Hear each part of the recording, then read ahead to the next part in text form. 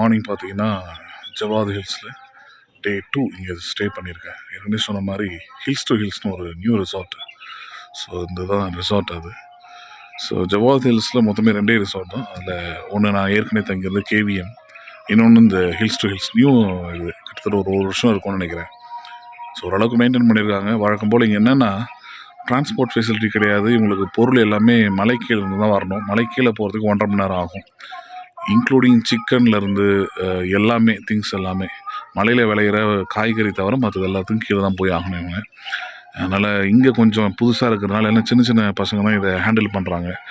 அதனால் அவங்களுக்கு ஒன்றும் அந்த அளவுக்கு எக்ஸ்பீரியன்ஸ் இல்லை. பட் எனிவே ஓரளவுக்கு இந்த இடம் நல்லாவே இருக்குது. ஸோ இதோடைய அழகு பாருங்கள். இன்றைக்கி இப்போ காலையில் ஒரு 6:30 பார்த்தீங்கன்னா சன்ரைஸ் ஆகிருக்கு. எவ்வளோ அழகாக இருக்குது பாருங்கள் சன்ரைஸ்.